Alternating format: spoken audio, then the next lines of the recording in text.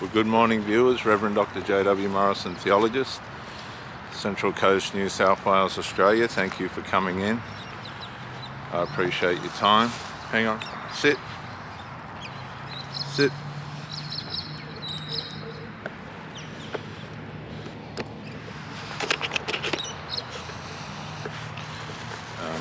Bit of a hiccup there. How are you, mate? How you going, mate? The dogs. How old's yours? 2. Oh, yeah. Yours looks what, about 9 months or something? Yeah, he's only a baby. It's a daughter's dog. Yeah, gorgeous. Is it a Boston or Yeah, it's a Boston. Yeah. Funny, aren't they? Yeah. He's a funny dog. Yeah, gorgeous. Yeah, you beautiful baby. Yes, you are. Yes, you are. Yeah, you see a lot of, not so much the Bostons, but the Frenchies are Yeah, around, you do. Yeah, they're all over the place. Yeah. But, I mean, once upon a time it was nothing but pugs. He's a 3/4 pug, quarter Frenchie. Oh, yeah. And once upon a time, you know, nothing but pugs, but you see the occasional one now, but not too much anymore. Oh, sorry viewers, you got to let the dogs have a play. What's your name, mate? What's your name? Me, Alf. G'day, Alf. I'm Jace. G'day, Jace. Yeah, so thank you for coming into the channel. Bit of a. Alrighty, I'll see you. See you, mate. We, you know, it's not one of these channels. It's all. Come on, Hank. You know, I keep it pretty light. It's a day-to-day sort of thing for me. But triangulation's a hard thing to try and deal with. It's for everyone, not just, you know, the one that's on the end of it, but for the person that's trying to sort it out as well.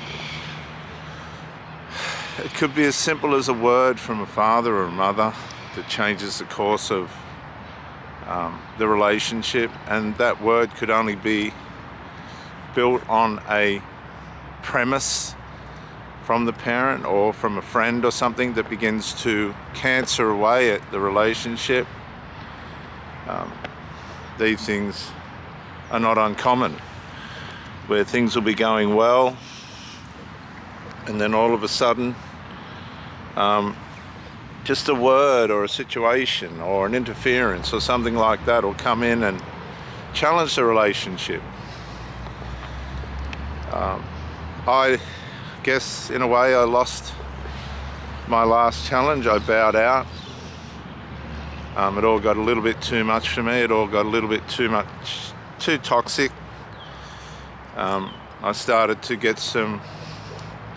my cortisol levels were too high from the stress. They don't see the stress usually because they're in damage mode, trying to work out what's going to happen or how's all this going to end up, that kind of thing. And they don't see things the way you do, and this can be really trying if you're trying to make the relationship work and you just got these stresses wearing away at it. If you're a person of resolve, that's hard because you want to see the resolve. You want to keep things on track. But then there's the part where you're dealing with enmeshments and people are giving way to these behaviours that are not helping anything, that really have no right to be in the relationship. This is where the triangulation comes in. Hup, hup. And unless you're on the end of it and how cruel it is, you don't or are not going to understand. In other words, your partner may not understand the significance of the impact of which the interference might be playing on them. An interference could be as simple as an injury. I was married to a woman where I had a serious injury as a result of her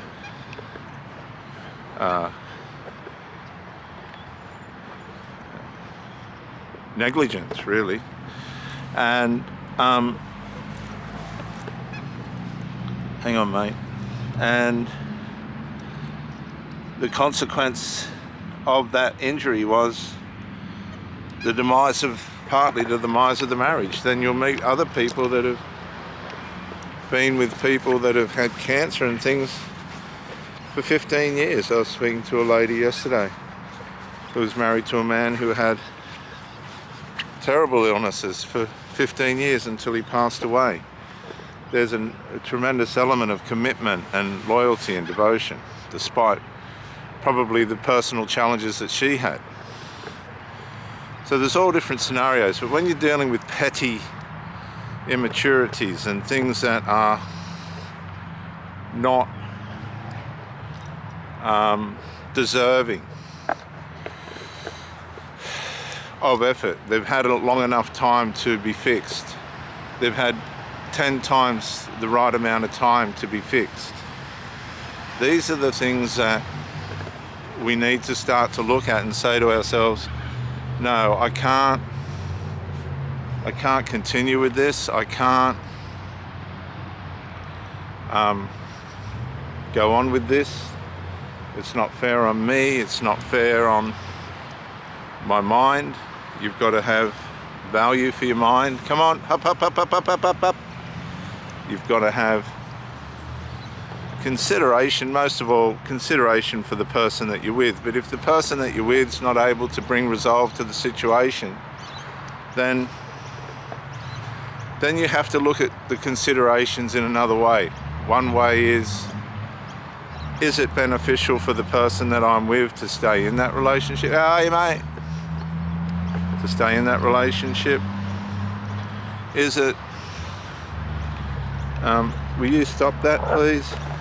Will you stop that? What are you doing? You're biting me. You're biting me.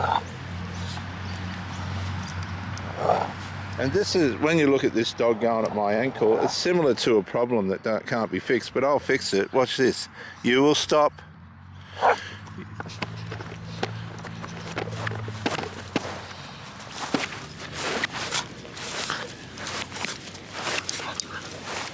Stop. Stop. Stop. He's got a funny side to him, this dog. You will stop.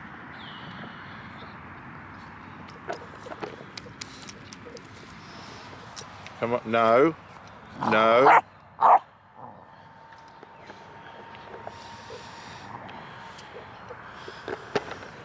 All right.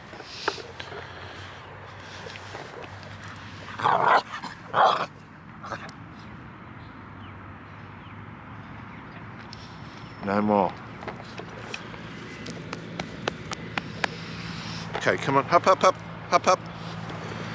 Stop.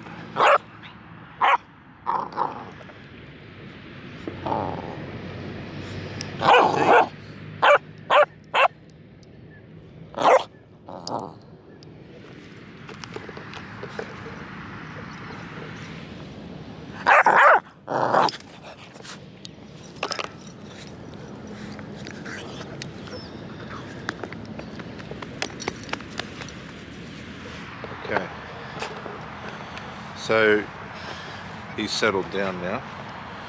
Stop. Stop. Stop. Stop. Come on. Good boy. That's better. That's better. Good boy. Come on. Some problems don't go away. And then it comes down to tolerance levels. Now, the dog was biting at my ankles then because it wasn't getting my attention. I'm starting to understand this dog a bit. It's quite an interesting animal. It sulks. It's very temperamental. You have to understand all these things in a person's dynamic as well. It's not all about what you want, it's not all about what you think. But at the same token, it's not about being abused or neglected either. Consideration has to have a broad scope, and that can be challenging. If somebody's really trying hard and they've got situations and circumstances around them that are petty, that they're just unable to fix or deal with because of enmeshment, maybe drugs, alcohol, just codependencies, severe codependencies, they don't want to risk bringing correction through a challenge, so therefore they lay subject to the out of order behaviour, then that's going to be a problem. Now, people can find people that will just put up with anything, and everyone ends up sitting around traumatized one way or another and sedated. They'll sedate themselves. So how are you going to get a rational relationship out of that? You're not. You're not. So there are quantities and qualities that we need from a relationship that's going to help us to be happy, healthy and productive. See, a lot of the people that don't fix things, if you look at their life, and it's really sad, they've got nothing to show for their life. They've got nothing to show for it. They've done great works. They've spent most of their life at work,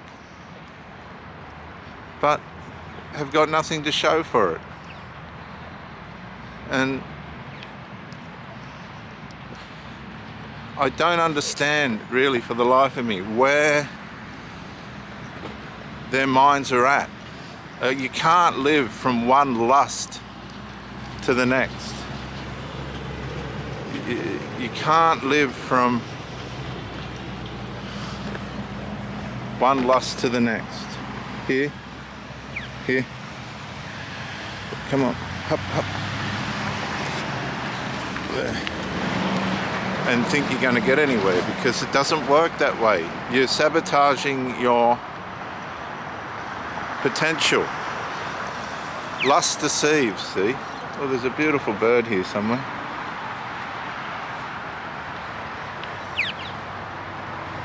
Hear those birds, viewers? Because lust deceives. It causes you to make micro-incremental choices or have micro-incremental negligences that sabotage your capability of moving forward in relationship, in finances, in accumulation of wealth, in accumulation of being a better partner. These negligences, omissions and commissions of what lust can do can totally undo all that life's offering you. It just undoes it. And once it's too late, that's it, it's too late. You can't come back from that. You don't come back from that. Time really does have a serious value.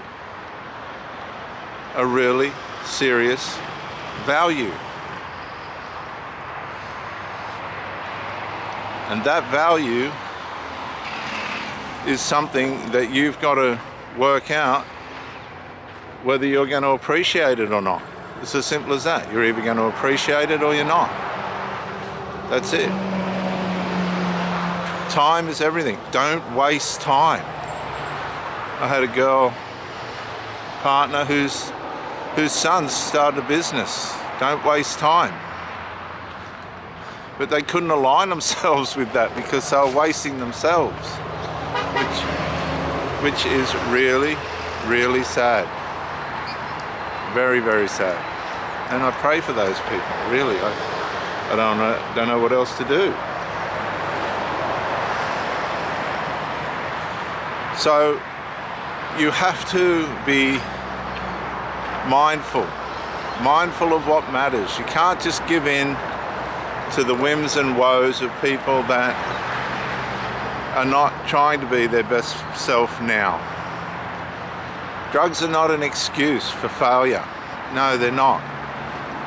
They're not. If you choose to take drugs, alcohol, and all these other things, and life doesn't go well for you, stop. Just stop. Stop. Cry if you have to. And say, I'm missing out. I'm missing out here. I'm missing out drastically here. It's horrible.